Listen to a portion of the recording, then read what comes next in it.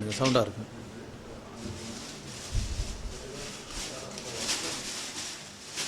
அஸ்ஸலாமு அலைக்கும் வரஹ்மத்துல்லாஹி வபரகாத்துஹு. அல்ஹம்துலில்லாஹ் நஹ்மதுஹு வ நஸ்தஈனுஹு வ நஸ்தக்ஃபிருஹு வ நு'மினு பிஹி வ நதவக்கலு அலைஹி வ நஊது பில்லாஹி மின் ஷுரூரி அன்ஃபுஸினா வ மின் ஸய்யிஆத்தி அஅமாலினா. மன் யஹ்திஹில்லாஹு ஃபலா முதில்ல லஹு வ மன் யுத்லில்ஹு ஃபலா ஹாதிய லஹு. வ அஷ்ஹது அன் லா இலாஹா இல்லல்லாஹு வஹ்தஹு லா ஷரீக லஹு وأشهد أن محمدا عبده ورسوله أما بعد فقد قال الله تعالى في محكم تنزيله العظيم والفرقان المجيد أعوذ بالله من الشيطان الرجيم بسم الله الرحمن الرحيم يا أيها الذين آمنوا لا تقدموا بين يدي الله ورسوله. கண்ணியத்திற்குரிய எல்லாம் அல்ல அல்லாஹு ஜல்லஷானு தாலாவின் நல்லடியார்களே, எனதருமை இஸ்லாமிய சகோதர சகோதரிகளே, அல்லாஹு ரப்புல் ஆலமீன் நமக்கு அருளியிருக்கும் தீனுல் இஸ்லாத்தை அதன் தூய்மையான வடிவில் அறிந்து அதன் அடிப்படையில் நம்முடைய வாழ்வை அமைத்து கொள்ள வேண்டும் என்ற உயர்ந்த ஒரு நோக்கத்திலே புனிதமிக்க இந்த ரமலான் மாதத்தின் நோன்பை நோற்றவர்களாக நோன்பு திறக்கக்கூடிய இந்த நேரத்தை எதிர்நோக்கி நன்மையிலே நாம் இங்கே அமர்ந்திருக்கின்றோம். இங்கே நாம் செவியேற்கக்கூடிய விஷயங்களை செயல்படுத்தி இம்மையிலும் மறுமையிலும் வெற்றி பெறக்கூடிய வாய்ப்பினை எல்லாம் அல்ல அல்லாஹு ஜல்லஷானு தாலா நம்மில் ஒவ்வொருவருக்கும் தந்தருள்வானாக என்று துவா செய்தவனாக, இஸ்லாமிய மார்க்கத்திலே இருக்கக்கூடிய நாம் அல்லாஹும் அல்லாஹுடைய தூதரும் நமக்கு கூறியிருக்கக்கூடிய போதனைகளை, நம்முடைய வாழ்வில் மிக மிக அவசியமான விஷயங்களை, தவிர்க்க முடியாத சந்தர்ப்பங்களை அதனுடைய சட்டதிட்டங்களோடு அறிந்து கொள்ளுதல் நம் மீது கடமையாகும். மனிதன் பிறப்பது, இந்த உலகில் வாழ்வது, இறப்பது, இதற்குள்ளே நம்மில் யாருமே தவிர்க்க முடியாத பல விஷயங்களை பற்றி முழுமையான அறிவில்லாதவர்களாக நம்மில் பல முஸ்லிம்கள் இருக்கின்ற காரணத்தினால் நாம் அங்கே தவறு செய்து விடுகின்றோம். இது இயல்பு. எந்த விஷயத்தை பற்றிய அறிவு நமக்கு இல்லையோ அங்கே நாம் என்ன செய்வோம்? தவறு செய்து விடுவோம். அதனால தான் அல்லாஹ்வுடைய தூதர் ரசூல் ஸல்லல்லாஹு அலைஹி வஸல்லம் சொல்றாங்க, கல்வி கற்பது உங்கள் மீது ஒவ்வொருத்தர் மீது கடமையாகும். அல்லாஹ்வும் தனது திருமறையிலே சொல்லி காட்டுகின்றான், அல் யஸ்தஇல்லதீன யஅலமூன் வல்லதீன லா யஅலமூன். அறிந்தவர்களும் அறியாதவர்களும் சமமாவார்களா? ஒருபோதும் ஆக மாட்டார்கள். அப்போ அல்லாஹ்வை நாம் அறிந்து கொள்வதற்கும் அறிவு மிக மிக அவசியம். அறிவில்லாமல் ஒருவன் முஸ்லீமாக இருக்கவே முடியாது. அப்போ முஸ்லீம் என்று சொன்னாலே அவன் அறிவு ஞானம் அதிகமுள்ளவனாக இருக்கணும். குர்ஆனை படித்தா போதும். நீங்கள் எந்த ஒரு துறையில் மிகப்பெரிய ஒரு அறிவை ஈட்டணும்னு சொன்னாலும் அந்தந்த துறையில் ஒரு 3 ஆண்டு படிப்பை மேற்கொள்ளணும். ஆனால் மருத்துவத்திலே மேற்படிப்பு படித்தவர்கள் விஞ்ஞானத்தில் பூஜ்ஜியமாக இருப்பார்கள். மிகப்பெரிய விஞ்ஞானிகளாக இருக்கக்கூடியவர்கள் அல்லாஹ் என்ற அந்த அறிவில் அறவே அறிவற்றவர்களாக இருப்பார்கள். இதை நம்ம உலகத்தில் கண்கூடாக பார்க்கிறோம். மிகப்பெரிய டாக்டராக இருப்பாங்க, மருத்துவத்தில் அவருக்கு இணையாக யாருமே இருக்க முடியாது, பல நாடுகளுக்கு போய் பட்டம்லாம் பெற்றிருப்பாங்க. ஆனால் அல்லாஹ்விற்கு சாதாரணமாக இணை வைத்து விடுவார்கள். அல்லது வேற ஏதாச்சும் ஒரு உலகியல் விஷயத்தில் அதை பற்றி அறிவு சுத்தமாக இல்லாமல் இருப்பாங்க. ஆனால் சுபஹான் அல்லாஹ், ஒரு குர்ஆனை ஒன்றுக்கு பலமுறை படிக்கக்கூடிய ஒரு 5ஆம் வகுப்பு படித்தவராக இருந்தாலும் அவர் எல்லா விஷயத்திலும் அறிவுள்ளவராக இருப்பார். மருத்துவ ஞானம் அவருக்கு கிடைச்சிரும், விஞ்ஞான ஞானம் அவருக்கு கிடைச்சிரும், உலகியல் கிடைச்சிரும், உளவியல் கிடைச்சிரும், என்ன வேணாலும் உங்களுக்கு வணிகவியல் கிடைச்சிரும், பொருளாதாரம் கிடைச்சிரும். இப்படி குர்ஆன் ஒரு பன்முக பட்டங்களை உங்களுக்கு என்ன செய்து சாதாரணமாகவே உங்களுக்கு கிடைச்சதுன்னா அல்லாஹ் சுப்ஹானஹு வ தஆலா நம்முடைய வாழ்க்கைக்கு தேவையான அனைத்து விஷயங்களும் இதில் வச்சிருக்கிறான். அப்போ நாம் இன்னைக்கு அறிந்து கொள்ளக்கூடிய விஷயம் பல விஷயங்களை அறிந்து கொள்ளணும் என்ற அந்த ஆர்வம் நமக்கு இருந்தாலும் நேரத்தை கருத்தில் கொண்டு ஒரு விஷயத்தை மட்டும் அறிந்து கொள்வோம். அது என்ன விஷயம் அப்படின்னு கேட்டிங்கன்னா, நம்மில் யாருமே தவிர்க்க முடியாத ஒரு விஷயம் மரணம். அப்போ இந்த மரணத்தை நாம் பல கோணத்தில் பார்க்கணும். மரணத்துக்கு பிறகு என்ன நடக்கும், நம்முடைய மரணத்துக்கு பிறகு நமக்கு என்ன நிகழும், நமக்கு மரணத்திற்கு என்ன சம்பந்தம், மரணத்தை நாம் எப்படி நினைவு கூறணும், மரணத்தை கண்டு பயப்படணுமா, இப்படி இதில் பல கேள்விகள் இருக்குது. அத்தனையும் நம்ம இன்னைக்கு பார்த்துட முடியுமானா அதுவும் முடியாது. அப்போ நம்ம எதை பார்க்க போகிறோம்? பிறருடைய மரணத்திற்கு பிறகு இந்த உலகத்தில் என்ன நிலை. ஏன் இதை பார்க்குறோன்னு சொன்னால், இதை தெரியாதனால மக்கள் இணை வைக்கின்றார்கள். இந்த ஒரு கருத்து, சின்ன ஒரு விஷயம், ஒரு 3ஆம் வகுப்பு படிக்கக்கூடிய மாணவனுக்கு தெரிந்து கொள்ளக்கூடிய விஷயம், தெரிந்திருக்கக்கூடிய விஷயம். ஒரு மனிதன் உறக்கத்தில் இருப்பானே ஆனால் அவனிடத்தில் போய் பேசினால் கேட்காது என்பது 3ஆம் வகுப்பு படிக்கக்கூடிய நம்முடைய குழந்தைகளுக்கு தெரிஞ்ச விஷயம். தூங்கிட்டு இருக்க தகப்பனார் தூங்கிட்டு இருப்பாரு, அம்மா முழிச்சிட்டு இருப்பாங்க. அந்த பையன் ஒரு உதவி வேணா அப்பா வந்து டிஸ்டர்ப் பண்ண மாட்டான். அப்பா தூங்கிட்டு இருக்காரு, பேசினா அவருக்கு கேட்காது என்பது யாருக்கு தெரியும்? 7-8 வயது மாணவனுக்கு தெரியும், பசங்களுக்கு தெரியும். ஆனால் நம்மில் 40 வயசு 50 வயசு 60 வயசு அதில் வந்து பார்த்தீங்கன்னா ஒரு 18 வருஷம் படிச்சிருப்போம், உலக கல்வியை பட்டிருப்போம், ஒரு MBA ஏதாச்சும் ஒன்று பக்கத்தில் போட்டுக்குவோம். ஆனால் நமக்கு இந்த அறிவு இல்லை. ஒரு தூங்கி கொண்டு இருப்பவர்கள் கேட்பார்கள் அல்லது இறந்து போனவர்கள் கேட்பார்கள் என்று நம்முடைய நம்பிக்கையை நாம் என்ன செய்கிறோம்? போய் அடகு வைத்து விடுவதை பார்க்குறோம். ஆகவே என தர்மை சகோதரர்களே, இந்த உலகத்தில் மரணிக்கக்கூடிய மனிதன் மரணித்த பிறகு என்னவாகிறான்? அல்லாவும் அல்லாவுடைய தூதரும் அதை பற்றி ஏதாச்சும் சொல்லி இருக்கிறாங்களா இல்லையா? அல்லாவும் அல்லாவுடைய தூதரும் சொல்லுன்னு சொன்னா நம்ம இஷ்டம் தாங்க. அதுல என்னுடைய விருப்பம் தான். அதுல நான் எந்த அளவு கை தேர்ந்தவனா இருப்பேன், என்னுடைய கருத்தை சொல்லுவேன். என்னை விட கருத்துல நீங்க அதிகமா இருந்தா என்னை முறியடிச்சு நீங்க சொல்லுவீங்க. ஆனா அல்லாஹ் ஒன்னு சொல்லிட்டா நீங்களும் நானும் அங்க வாய் திறக்க நமக்கு அனுமதி இல்லை. ஒரு விஷயத்தை நான் சொல்றேன் உங்களுக்கு, இதை எடுத்து வச்சுட்டு இந்த விஷயம் ஒரு பொருளை சொல்றேன், இது வந்து பேனா அப்படிங்கிறேன். அப்போ உங்களுடைய சகோதரர், நான் வந்து மார்க்க சகோதரர், ஆனால் நான் உங்களுக்கு பழக்கம் இல்லாத ஒருத்தன், நான் வந்து இது ஒரு பேனாஜி அப்படின்னு பேச ஆரம்பிக்கிறேன். அங்கிருந்து உங்களுடைய சகோதரர் உங்களுக்கு சைகை காட்டுறாரு, அவன் சொல்றதை நம்பாத அப்படிங்கிறாரு. நான் சொல்றதை நீங்க நம்புவீங்களா? நம்ப மாட்டீங்க. சரி, உங்களுடைய சகோதரனே வந்து இது ஒரு பேனா அப்படின்னு ஒரு ஆரம்பிக்கிறாரு. உங்க அம்மா உங்களுக்கு கண்ணு காட்டுறாங்க, அவன் சொல்றதை கேட்காத அப்படின்ட்டு. உடனே நீங்க அம்மா சொல்றதை நம்புவீங்க. இப்படித்தான் இந்த உலகத்தில் மனிதனுடைய நம்பிக்கை இருக்கின்றது. யாரோ அறியாதவர் ஒன்றை சொன்னால் நமக்கு அறிந்தவர் சொல்லும் பொழுது அதை நம்புறோம். அறிந்தவர் சொன்னாலும் நம்முடைய தாய் சொல்லும் பொழுது அதை நம்புறோம். இப்படி நம்முடைய நம்பிக்கை உலகத்தில் இருக்கணும். ஆனா மார்க்கம் என்று வந்து விடுமையானால், சகோதரன் சொன்னாலும் தாய் சொன்னாலும் யார் சொன்னாலும் அல்லாவும் அல்லாவுடைய தூதரும் கூறியதற்கு மாற்றமாக இருக்குமேயானால் அதை ஒருபோது நாம நம்பணும்னா நம்முடைய ஈமானை நாம இழந்துருவோம். ஆகவே அதை நாம நம்பக்கூடாது. அல்லாவும் அல்லாவுடைய தூதர் சொன்னா அதை பற்றி அறிவு நமக்கு இல்லாமல் இருக்கலாம். இன்னைக்கு அது நம்முடைய அறிவுக்கு புறம்பாக இருக்கலாம். நம்முடைய அறிவு தான் கோளாறே தவிர அந்த செயலில் கோளாறு இல்லை. அப்போ அல்லாவும் அல்லாவுடைய தூதரும் மரணித்தவர்களை பற்றி என்ன சொல்லி இருக்கிறார்கள் என்ற ஒரு சாதாரண ஒரு விஷயத்தை நாம தெரிஞ்சுக்கிட்டோம்னு சொன்னா நாம என்ன செய்ய மாட்டோம்? வழி தவற மாட்டோம். இறந்தவர்களுடைய நிலைப்பாடு என்னங்கிறது தெரியாம இன்னைக்கு பெரும்பாலான பெண்கள், முஸ்லிமான பெண்கள் என்ன செய்யறாங்க? தாயத்தை கட்டிக்கிறாங்க. பேய் பிடிச்சிச்சு, பேய் ஆவி வந்து மேலாடுது அப்படின்னு சொல்லி என்ன செய்யறாங்க? இந்துக்களுடைய சாமியார்கள்ட்ட போய் அவங்க வந்து என்ன செய்யறாங்க? அந்த மந்திரித்துக் கொள்கிறார்கள். முஸ்லீம்களுடைய பெரியார்கள்ட்ட போய் அவங்க போய் என்ன செய்யறாங்க? தாயத்து போட்டுக் கொள்கிறார்கள். அல்லது வந்து துவா ஓதி விடுங்க அப்படின்னு சொல்லி அங்க போய் சொல்றாங்க. அப்ப இந்த செயல்களுக்கும் மார்க்கத்துக்கும் என்ன சம்பந்தம் இருக்கின்றது? இப்படி செய்யும் பொழுது நம்முடைய ஈமான் என்ன ஆகுது? அப்போ இதுக்கெல்லாம் காரணம் என்ன அப்படின்னு கேட்டிங்கன்னா, பல்வேறு காரணங்கள் இருந்தாலும் குறிப்பாக நம்ம நினைக்கிறது என்ன? இறந்து போன மனிதர்கள் ஆவியாக வர்றாங்க அல்லது இவங்க மேலாடுறாங்க. இப்படிப்பட்ட ஒரு சிந்தை நம்முடைய உள்ளத்தில் இருப்பதற்கு காரணம் அல்லாஹும் அல்லாஹ்வுடைய தூதரும் மரணத்தை பற்றி என்ன சொல்றாங்கிறது நமக்கு தெரியல. நமக்கு தெரியாத காரணத்தினால தான் நாம வழி தவறி போயிடுறோம். அப்போ அந்த மரணங்களை பற்றி நாம தெரிஞ்சுக்கணும். அப்போ 3 வகையான மரணங்களை இஸ்லாம் நமக்கு வந்து அறிவுறுத்து தெரியப்படுத்துது. இப்படித்தான் ஒரு மனுஷன் மரணிப்பான். குரானையும் ஹதீஸையும் நாம படிக்கும் பொழுது நமக்கு கிடைக்கக்கூடிய அறிவு என்ன அப்படின்னு கேட்டீங்கன்னு சொன்னா, மரணம் 3 வகைப்படும். 4வது மரணம் இல்லை. இஸ்லாமிய அடிப்படையில் 3 மரணங்கள். அப்ப இந்த 3 மரணத்துடைய அறிவு நமக்கு கிடைச்சதுன்னு சொன்னா நமக்கு வந்து எல்லாமே எளிமையா போயிடும். அப்ப அது என்ன அப்படின்னு கேட்டீங்கன்னு சொன்னா, மரணங்கள்ல ஒன்று ஷஹீத்.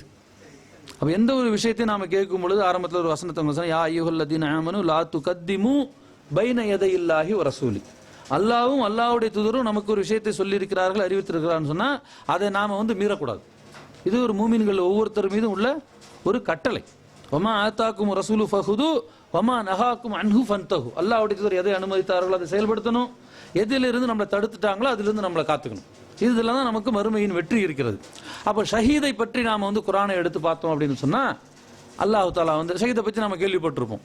அல்லாஹ்விற்காக உயிரை தியாகம் செய்யக்கூடியவர், அநியாயத்தை எதிர்த்து போராடக்கூடிய போர்ல மரணிப்பவர் ஷஹீது.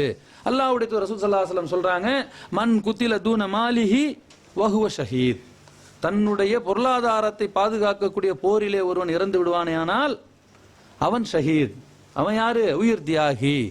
மன் குத்தில தூன அஹ்லிஹி வஹுவ ஷஹீத். தன்னுடைய குடும்பத்தாரை பாதுகாக்கக்கூடிய போரில் நம்ம குடும்பத்தில் இருக்கவங்களை வந்து கொல்ல வர்றான் அல்லது ஏதாச்சும் வேற விஷயம் பண்ண வர்றான், அப்போ அவனை எதிர்த்து போறான்னு நம்மளை கொண்டுடுறாங்க. அப்போ நம்ம யாரு? ஷஹீத். அப்போ நீங்க அல்லாஹ்வுடைய பாதையில வந்து அநியாயத்தை எதிர்த்து போரிடும் பொழுது கொல்லப்படுறீங்க, நீங்க ஷஹீத்.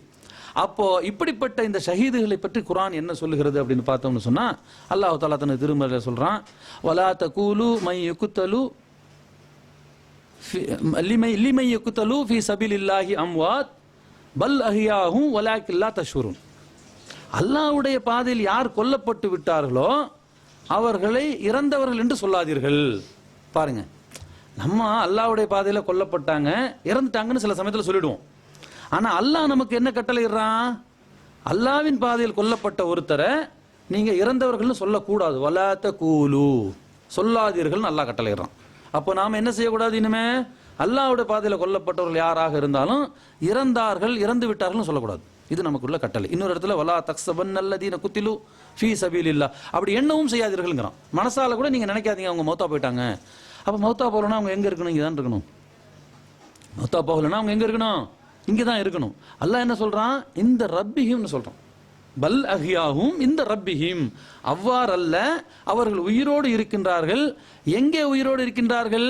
அவர்களுடைய இறைவனிடத்தில் உயிரோடு இருக்கின்றார்கள். யுர்ஸகூன், அவர்களுக்கு உணவும் ஊட்டப்படுகின்றது. கோமா நிலையில கிடக்கிற அப்படிலாம் இல்லை, அவர்களுக்கு உணவும் ஊட்டப்படுகிறது. அப்போ அவங்க உயிரோடு இருக்கிறாங்க, அல்லாஹ் உணவு ஊட்டிட்டு இருக்கிறான், எங்க இருக்கிறாங்க அப்படின்னு சொல்லி சஹாபாக்களுக்குள்ளார சந்தேகம் வந்து ரசூலுல்லாஹி ஸல்லல்லாஹு அலைஹி வஸல்லம் போய் கேட்கறாங்க, அல்லாஹ்வுடைய தூதர் இந்த ஆயத்தின் விளக்கம் என்ன? அல்லாஹ்வுடைய பாதையில இறந்துட்டா நம்ம நினைக்கிறோம், நினைக்க கூடாதுங்கிறான் அல்லாஹ், சொல்லக்கூடாதுங்கிறான், சொல்லல. உயிரோட இருக்கிறதா சொல்றானே, அப்ப எங்க இருக்கிறாங்க அது நமக்கு தெரியணும். கேட்கும்போது அப்ப ரசூல் ஸல்லல்லாஹு அலைஹி வஸல்லம் சொல்றாங்க, ஆதாரபூர்வமான ஹதீஸ்களை பார்க்கிறோம், அவர்கள் சொர்க்கத்திலே பச்சை நிற பறவை வடிவத்திலே சுற்றி திரிந்து கொண்டு இருப்பார்கள். எந்த விதமான உலக கவலையோ உலக சிந்தனையோ, ஏன்னா அவங்க எல்லா பாவங்களையும் மன்னிச்சு அல்லாஹ் தஆலா சொர்க்கத்தை காட்டிட்டான் பாருங்க, அந்த சந்தோஷத்துல அவங்க சுற்றி திரிந்து கொண்டிருக்கிறார்கள். அவர்கள் உணவும் உட்கொண்டிருக்கிறார்கள். மறுமை நாளில் அவர்களே அல்லாஹ் என்ன செய்வான்? மனிதர்களாக எழுப்பி அவர்களுக்கு சொர்க்கத்தில் நல்லவர்களுடைய கூட்டத்தில் அவங்களை ஆக்குவோம். ஏன்னா ஷஹீதுகளுக்கென்று ஒரு சொர்க்கம் இருக்கின்றது, இறை தூதர்களுக்கென்று சொர்க்கம் இருக்கிறது, அதில் அவங்கள ஆக்குவோம். அவங்களுடைய என்ன சொல்றது, தராதரத்துக்கு தகுந்த மாதிரி. எல்லாமே ஒருன்னு சொல்ல முடியாது. அப்ப இதுல இருந்து நம்ம வந்து என்ன தெரிஞ்சுக்கிறோம்? உலகத்துல மனிதர் இறந்து போயிடுறாங்க, நமக்கு முன்னால எத்தனையோ கோடி பேர் இறந்து போயிருக்கிறாங்க. அதில் ஒரு சிலர் வந்து உயிரை தியாகம் பண்ணியிருக்கிறாங்க. இப்படி உயிரை தியாகம் செய்தவர்கள் யாராக இருந்தாலும் அவர்கள் இறந்தவர்கள் என்று நாம சொல்லக்கூடாது, இறந்துட்டாங்கன்னு மனசால நினைக்க கூடாது. இது நமக்கு குர்ஆன் சொல்லுது. அதே நேரத்தில் உயிரோடு இருக்கிறாங்கன்னு நினைக்கணும். எங்க இருக்கிறதா நினைக்கணும்? அல்லாஹ்விடத்தில் இருப்பதா நினைக்கணும். அவங்களோட நாம தொடர்பு கொள்ள முடியுமா? இதுதான் கேள்வி. இப்போ அவங்க நம்மோட தொடர்பு கொள்ள முடியுமா? இந்த குர்ஆனுடைய அறிவை வைத்து நாம பார்க்கும் பொழுது உயிர் தியாகம் செய்த யாராக இருந்தாலும் நம்மை தொடர்பு கொள்ள முடியாது. நாமும் அவர்களோடு தொடர்பு கொண்டு பேசவோ அல்லது அவர்களுக்காக எதுவுமே செய்ய முடியாது. இதுதான் நமக்கு இதில் உள்ள நிலைப்பாடு. அப்ப இது ஒரு வகையான மரணம். இரண்டாவது மரணம் அப்படின்னு கேட்டீங்கன்னு சொன்னா என்னது? முஸ்லீமாக மரணிப்பது. யா அய்யுஹல்லதீன ஆமனு தக்குல்லாஹ ஹக்க துகாத்திஹி வலா தமூத்துன்ன இல்லா வஅன்தும் முஸ்லிமூன். அல்லாஹ் நமக்கு என்ன செய்யறான்? அழகான உபதேசம் பண்றான். விசுவாசம் கொண்டவர்களே, அல்லாஹ்வை அஞ்ச வேண்டிய முறையில் அஞ்சுங்கள். அல்லாஹ்வை அஞ்சுவதற்கு ஒரு முறை இருக்கின்றது, அது அல்லாஹ்வுடைய தூதர் முன்மாதிரி. அப்படி அஞ்சு உங்களுடைய வாழ்க்கையை நீங்கள் அமைத்துக் கொள்ளுங்கள். நீங்கள் முஸ்லீமாக அல்லாத நிலையில் இறந்து விட வேண்டாம்.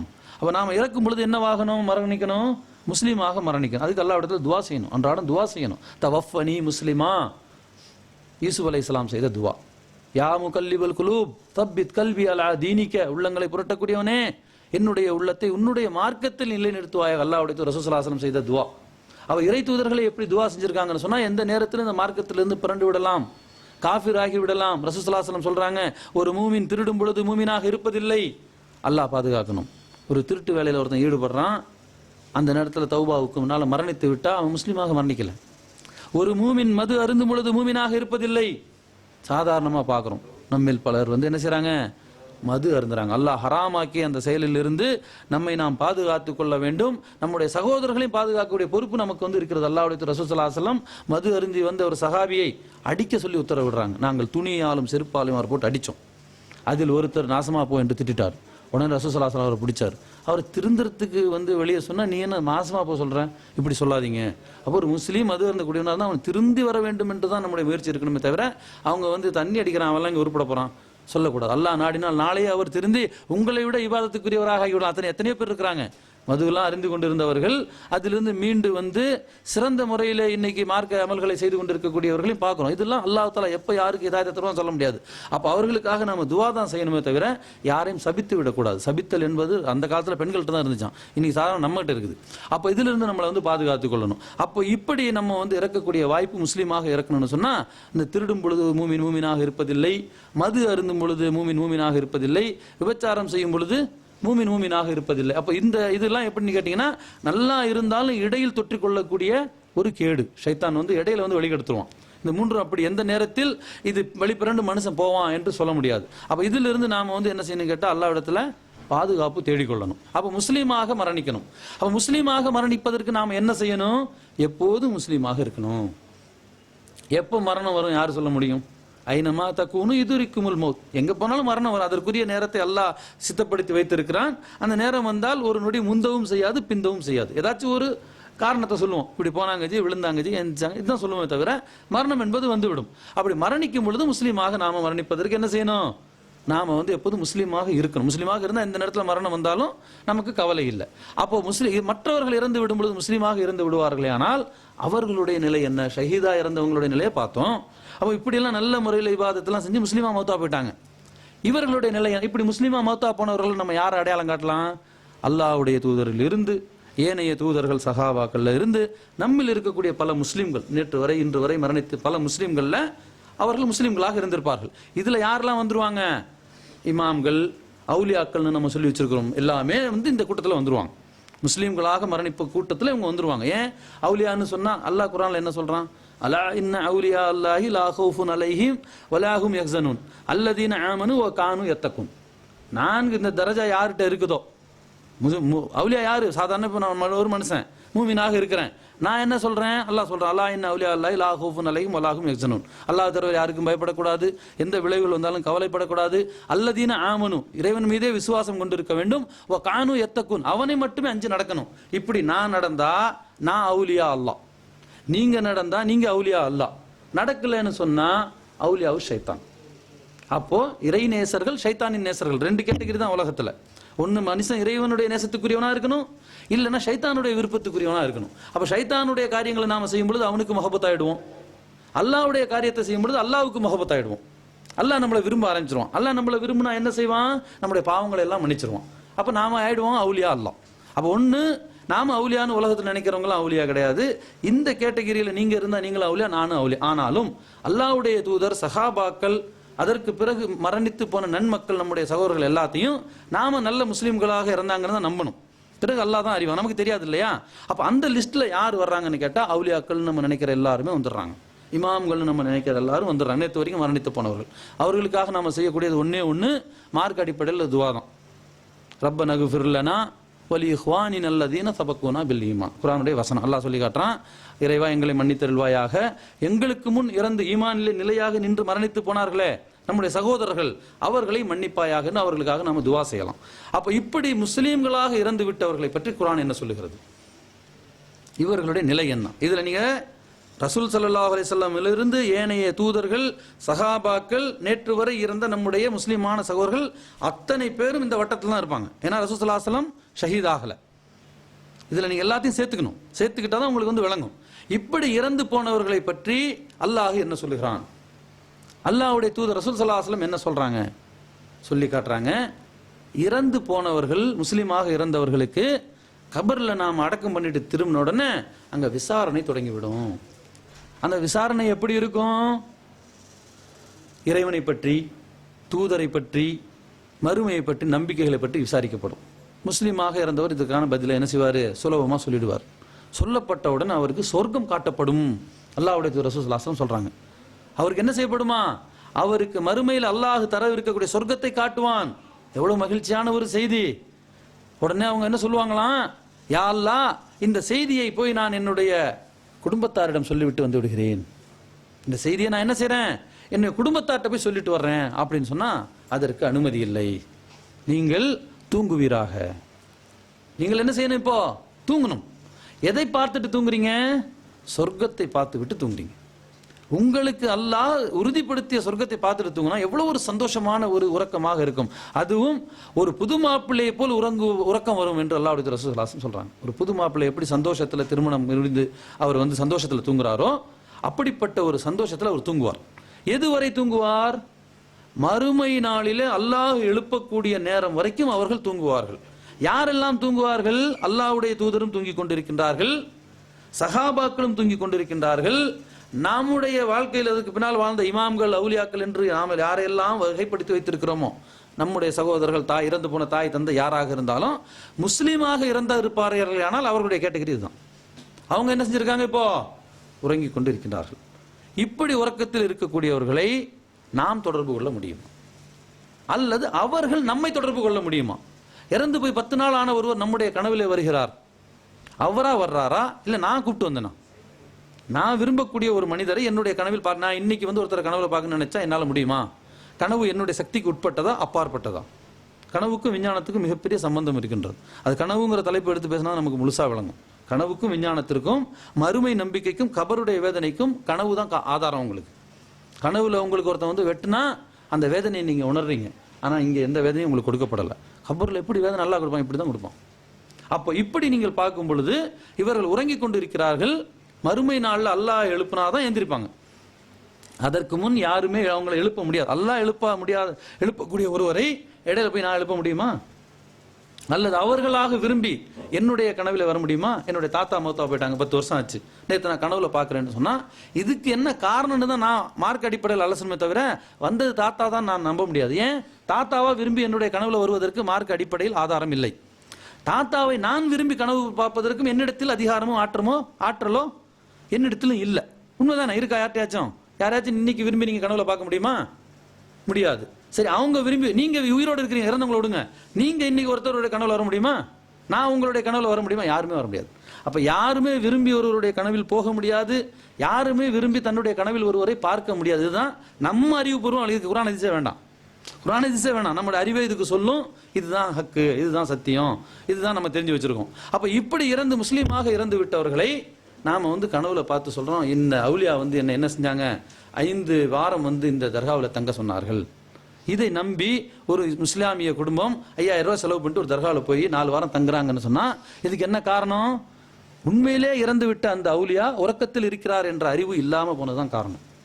உண்மையிலே அந்த அவுலியா இறந்து விட்டார்கள் என்று சொன்னால் அவருடைய நிலை குர்ஆனும் ஹதீஸும் என்ன சொல்லுகின்றது? அல்லாஹ்வும் அல்லாஹ்வுடைய தூதரும் ஒரு காரியத்தில் முடிவு செய்து விட்டார்கள், இறந்தவனுடைய நிலை இதுதான். இந்த இடத்துல மூமினுடைய நம்பிக்கை எப்படி இருக்கணும்? சூரத்து ஆசாப்ல அல்லாஹ் சொல்லி காட்டுறான், அல்லாஹும் அல்லாஹ்வுடைய தூதரும் ஒரு காரியத்தில் முடிவு செய்து விட்டால் அதில் மாற்று அபிப்பிராயம் கொள்வதற்கு மூமினான ஆண்களுக்கோ மூமினான பெண்களுக்கோ உரிமை இல்லை. எந்த விஷயமாக இருந்தாலும் அதுல நாம ஒரு சில விஷயங்களை ரொம்ப உறுதியாக இருக்கிறோம். ஃபஜருக்கு 2 ரக்காத் யார் முடிவு பண்ணது? அல்லாஹ்வும் அல்லாஹ்வுடைய தூதரும் முடிவு பண்ணி நமக்கு 2 ரக்காத்னு சொல்லிட்டாங்க. இதை 3ஆ தொழுவோமா? இந்த விஷயத்துல முஸ்லிம்கள் எவ்வளவு உறுதியாக இருக்கிறாங்கிறத பாருங்க. இதை ஒருத்தர் சொல்றாரு, அறிவுபூர்வமா சொல்றாரு, ஏன்பா ஃபஜருக்கு 2 ரக்காத் தொழுதுட்டு கிடக்குற, 3 ரக்காத்தா தொழுவேன். அறிவுபூர்வமா சிந்திச்சு பாரு, 3 ரக்காத் தொழுதா 3 ருக்கு கிடைக்கும், 6 சஜ்தா கிடைக்கும், 2 விட இதுதானே சிறந்ததுன்னு அறிவுபூர்வமா சொல்றாரு. அவனுடைய அறிவுக்கு நாம மதிப்பளிப்போமா? அறிவுபூர்வமா பார்த்தா கரெக்ட் தாங்களே, அதிகமான நன்மை கிடைக்கணும், 3 ரக்காத் தொழுதா. நாம என்ன சொல்லுவோம்? இல்லப்பா அப்படிலாம் பார்க்க, அல்லாஹ்வும் அல்லாஹ்வுடைய தூதரும் 2 ரக்காத் சொன்னா 2 தான் தொழுவணும், 3 தொழக்கூடாது, தொழுதா அல்லாஹ்ட்ட நன்மை கிடைக்காது. இதுல நம்ம உறுதியாக இருக்கிறோம். இன்னொருத்தர் என்ன செய்யறாரு? ஆசை காட்டுறாரு, நாளிலேருந்து ஃபஜருக்கு நீ 3 ரக்காத் தொழு, 1000 ரூபா தர்றேன். 1000 ரூபாய் வாங்கிட்டு 3 ரக்காத் தொழக்கூடிய முஸ்லீம்கள் கை தூக்குங்க. 1000 ரூபா தொழுவோமா? லட்ச ரூபா கொடுத்தா போடான்றோம், லட்ச ரூபாயாவது நீயாவது. அல்லாஹ்வும் அல்லாஹ்வுடைய 2 ரக்காத் சொன்னா 3 ரக்காத் மாத்த பாக்குறியா? முடியாது. அறிவுபூர்வமா சொன்னா மாத்த முடியல. முஸ்லீம் உறுதியா இருக்கிறான். ஆசை காட்டினா அதுலயும் உறுதியா இருக்கிறான். மிரட்டி பார்ப்போம், துப்பாக்கியை கொண்டு நிறுத்துறான். நாளிலிருந்து ஃபஜருக்கு 3 ரக்காத் தொழு, இல்லாட்டி சுட்டுருவேன். சுடு, சாவுவோமே தவிர, உயிரை கொடுப்போமே தவிர 2 3 மாத்த மாட்டோம். மாத்துவோமா? இந்த உறுதி மத்ததுல எங்க போச்சு? மத்ததுலயே இந்த உறுதி இல்லை. அல்லாஹ்வும் அல்லாஹ்வுடைய தூதரும் ஒன்றை சொல்லி இருக்க அதற்கு மாற்றமாக நாம நினைக்கிறோம். இதுக்கு என்ன காரணம்? பலவீனம். எதன் பலவீனம்? அறிவின் பலவீனம். குர்ஆனை நீங்கள் திரும்ப திரும்ப படிப்பீர்களேயானால், அல்லாஹ்வுடைய தூதரின் போதனை திரும்ப திரும்ப கற்று வருவீர்களேயானால் எல்லாத்திலும் உங்களுக்கு இந்த உறுதி வரும். ஷைத்தானுடைய தீங்குகளிலிருந்து நம்மளை பாதுகாக்க முடியும். அல்லாஹ்வுக்கும் அல்லாஹ்வுடைய தூதருக்கு மாறு செய்வதிலிருந்து நம்ம பாதுகாக்கப்படுவோம். மையஸில்லாஹ வ ரசூல ஃபக்கத் தல்லதலால முபீனா. அல்லாஹ்வுக்கு அல்லாஹ்வுடைய தூதருக்கு ஒருத்தர் மாறு செஞ்சா அவன் எங்க இருக்கிறான்? தெளிவான வழிகேட்டில் இருக்கிறான். அப்ப அந்த தெளிவான வழிகேட்டிலிருந்து நம்மளை பாதுகாக்கணும்னு சொன்னா எப்படி இந்த 2 ரக்காத்துல நமக்கு உறுதி இருக்கிறதோ ஒவ்வொரு காரியத்திலும் அப்படி உறுதி இருக்கணும். ஒரு அவுலியா வந்தார் என் கனவுல, போடா வேலையை பார்த்துட்டு. குர்ஆன்ல அல்லாஹ் சொல்றான், அவுலியான்னா அவர் தூங்கிட்டு இருப்பார், அவர் கனவில் வருவதற்கு அவருக்கு அதிகாரம் இல்லை, அவரை பார்க்கக்கூடிய அறிவு உனக்கும் இல்லை. அப்ப என்ன நடந்திருக்கு? ஷைத்தான் எந்த ரூபத்திலும் வருவான், அதுக்கு ஆதாரம் இருக்குல்ல. ஷைத்தான் என்ன செய்வான்? எந்த ரூபத்திலும் வருவான், ஆதாரம் இருக்கு. வந்தது ஷைத்தான். என்ன செய்யணும்? அவுது பில்லாஹி மினஷ் ஷைத்தானிர் ரஜீம் சொல்லி என்ன செய்யணும்? அல்லாஹ்விடத்துல பாதுகாவல் தேடணும். அப்போ இன்றைக்கு நாம நினைக்கக்கூடிய பல்வேறு காரணங்கள், இறந்து போனவர்கள் என்ன செய்யறாங்க? ஆவியாக சுத்துறாங்க அல்லது அவுலியாக்களாக இருக்கிறாங்கன்னு சொன்னா, இந்த இரண்டுக்குமே மார்க்கத்துல ஆதாரம் இல்ல. இரண்டு வகை மரணத்தை நாம் அழகா விளங்கி இருக்கிறோம். சந்தேகம் இருந்தா கேட்டுக்குங்க. ஒன்னு ஷஹீத், அவருடைய எல்லா பாவங்களும் கடனை தவிர மன்னிக்கப்பட்டு சொர்க்கத்தில் பறவைகளாக திரிந்து கொண்டிருக்கிறார்கள். அவர்களுக்கு நமக்கு எந்த தொடர்பும் இந்த உலகத்தில் இப்போ இல்லை, மறுமையில் வேணா சந்திக்கலாம் இன்ஷா அல்லாஹ். முஸ்லீமாக இறந்தவர்களை உறங்க சொல்லிட்டான் அல்லாஹ் தாலா. அல்லாஹ்வுடைய தூதர் சொல்லி காட்டாங்க நமக்கு. அவங்க எழுந்திரிச்சு வர முடியாது, நாமளும் அவங்களை எழுப்ப முடியாது. கபரில் இருக்கவங்களுக்கு சலாம் சொல்ல சொன்னாங்கன்னு சொன்னா அந்த சலாத்தினை அல்லாஹ் எத்தி வைப்பான். அல்லாஹ்வுடைய தூதருக்கு அன்றாடம் சலாம் சொல்லுகின்றோம். அல்லாஹும்ம ஸல்லி அலா முஹம்மத் வ அலா ஆலி முஹம்மத். அல்லாஹ்வுடைய தூதருக்கு ஸலவாத் சொல்றோம். இது ரசூலுல்லாஹி ஸல்லல்லாஹு அலைஹி வஸல்லம் கேட்பாங்கன்னா சொல்றாங்க, அல்லாஹ் அதனை எத்தி வைப்பான். அல்லாஹ்வுடைய தூதருக்கு நீங்கள் பிரார்த்தனை செய்யக்கூடிய காலம் எல்லாம் அல்லாஹ்வுடைய தூதரத்தில் பிரார்த்திக்காதவர்களாக காக்கப்படுகின்றீர்கள். இதை நினைக்கிற கவனத்தில் கொள்ளணும். அல்லாஹ்வுடைய தூதருக்கு நாம பிரார்த்தனை ஏன் செய்ய சொல்லி வலியுறுத்தி இருக்கிறாங்கன்னு சொன்னா, நீங்க பிரார்த்தனை செய்யறதுனால அல்லாஹ்வுடைய தூதருக்கு எல்லாம் பெரிய தர்ஜாவை கொடுக்க போறது இல்ல. உயர்ந்த தர்ஜாவை ஏற்கனவே அல்லாஹ் கொடுத்துட்டான். நாம ஏன் பிரார்த்திக்கணும்? அல்லாஹ்வுடைய தூதருக்கு, யா அல்லாஹ் அல்லாஹ்வுடைய தூதருக்கு சாந்தியை தருவாயாக, அவர்களுடைய இதுக்கு பரக்கத்தை தருவாயாக, இப்ராஹிம் அலைஹிஸ்ஸலாமுடைய குடும்பத்தாருக்கும் அவர்கள் கொடுத்தது போல் இவர்களுக்கும் தருவாயாக என்று அன்றாடம் தொழுகையில் நாம கேட்கிறோம், பிரார்த்திக்கிறோம்னு சொன்னா, அல்லாஹ்வுடைய தூதருக்காக நீ பிரார்த்தனை செய்யக்கூடிய காலம் எல்லாம் அல்லாஹ்வுடைய தூதரிடம் பிரார்த்தனைங்கிற எண்ணமே உன்னுடைய சிந்தையில் வராது. அதிலிருந்து அல்லாஹ் நம்மளை பாதுகாத்திருக்கான். இல்லை என்று சொன்னால் ஏனைய தூதர்கள் வணங்கப்படுவதற் போல் முஹம்மது ரசூலுல்லாஹ் வணங்கத்திற்குரியவராக ஆகியிருப்பாங்க. அல்லாஹ்வுடைய தூதர் ரசூல் ஸல்லல்லாஹு அலைஹி வஸல்லம் சொன்னாங்க, லான் அல்லாஹ் யஹூத வன் நஸாரா இத்தஹது குபூரி அன்பியாஇ மசாஜித். யூதர்களும் கிறிஸ்தவர்களையும் அல்லாஹ்வுடைய லானத்து சாபம் உண்டாகட்டும். ஏனென்றால் அவர்கள் தங்களுடைய இறை தூதர்களை வணக்கத்திற்குரியவர்களாக, இறை தூதர்கள் அடங்கிய ஸ்தலத்தை, இறை தூதர்கள் குபூரி அன்பியாஇ மசாஜித்ங்கிறாங்க. அப்போ அந்த அடக்க ஸ்தலத்தை என்ன செஞ்சிட்டாங்க? வணக்கத்திற்குரிய ஸ்தலமாக மாற்றி விட்டார்கள். இது ஏன் மாறாமல் பாதுகாக்கப்பட்டிருக்கு? இந்த மார்க்கத்தை அல்லாஹ் தஆலா பாதுகாக்கிறார். அப்போ சிந்தித்து பார்க்க வேண்டும் என தர்மை சகோதரர்களே, முஸ்லீமாக ஒருவர் இறந்திருப்பாரே ஆனால் மார்க்க அறிவின் அடிப்படையில் அவர் உறங்கிக் கொண்டிருக்கிறார். இது அல்லாஹ்வும் அல்லாஹ்வுடைய தூதரும் ஃபஜருக்கு 2 ரக்காத் என்று சொன்னதை போல் சொன்னது. இதை உங்களுடைய மனசுல ஆழமாக பதிய வைத்துக்கணும். இதற்கு மாற்றமா ஒன்று நடக்குதுன்னா அது ஷைத்தானுடைய வேலை. ஷைத்தானுக்கு அல்லாஹ் ஒரு சில அதிகாரங்களை வழங்கியிருக்கிறான். ஆனால் அவன் உங்களை ஒன்றும் செய்ய முடியாது. அவன் உங்களை பிராக்டிக்கலா என்ன செய்ய மாட்டான்? உங்களை அடிக்க மாட்டான், உதைக்க மாட்டான். எந்த ஷைத்தானுக்கு யாராச்சும் அடிச்சானா? உங்க பாக்கெட்ல இருந்து 5 ரூபாய் தூக்கிட்டு போனானா? சொல்லுங்க, ஷைத்தான் 5 ரூபாய் நைட்டு திருட்டு போயிட்டான் பை, போலீஸ்லையும் கம்ப்ளைண்ட் பண்ண முடியாது. என்ன பண்றது? இது வரைக்கும் எங்கேயுமே நடக்கல. இது வரைக்கும் எங்கேயுமே யாருடைய 1 ரூபாயையும் ஷைத்தான் திருடல.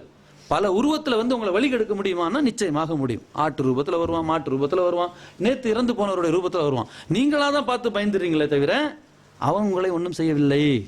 அவன் உங்களை என்ன செய்யல? இங்கே வச்சுக்குவோமே, இப்போ 2 ஷைத்தான் நம்ம ஷைத்தான் நினைச்சு வச்சிருக்கக்கூடிய கொஞ்ச நாளுக்கு முன்னாடி இறந்து போனவர்கள், அல்லது உண்மையிலே ஜின்கள்னு வச்சுக்குவோம். என்னை இங்கே தூக்கிட்டு போகுது, நீங்க என்ன பண்ணுவீங்க? இங்க பூந்து என்னை தூக்கிட்டு போகுதுன்னு வச்சுக்கோங்க. இங்க வரக்கூடிய ஆற்றல் இருக்கா இல்லையா ஜின்களுக்கு? என்னை தூக்கிட்டு போனா நீங்க என்ன பண்ணுவீங்க? ஒன்றும் பண்ண முடியாது. உங்களை தூக்கிட்டு போனா நான் ஒன்றும் பண்ண போறது கிடையாது. யாருனாச்சும் இந்த மாதிரி தூக்கிட்டு போயிருக்கா இது வரைக்கும் உலகத்துல? எவ்வளவு பெரிய அரியாசனத்தை தூக்கிட்டு வந்த ஜின்கள் சுலைமான் அலைஹிஸ்ஸலாமுடைய காலத்துல ஏன் முடியாது? அவங்களால முடியும். அல்லாஹ் அந்த ஆற்றல் இருந்து அவர் தடுத்து வச்சிருக்கான். யாருக்கும் நேரடியாக ஜின்கள் எந்த தீங்கும் செய்ய முடியாது வழிகெடுப்பதை தவிர. இப்லீஸ் என்ன செய்வான்? வழிகெடுப்பான். ஜின்களில் நல்லவர்களும் இருக்கிறார். இன்ன இப்லீஸ கான மினல் ஜின். இப்லீஸ்னு சொன்னா ஜின்ல ஒரு வகை. அவன் உங்களை என்ன செய்வான்? வழிகெடுப்பான். ஒரு 10 வருடத்திற்கு முன்னால் இறந்து போன ஒருவரை போல் உங்களுடைய கனவுலே வருவான். கனவை பற்றி ரசூலுல்லாஹ் சொல்றாங்க, ஷைத்தானின் புறத்தில் இருந்துங்கிறாங்க.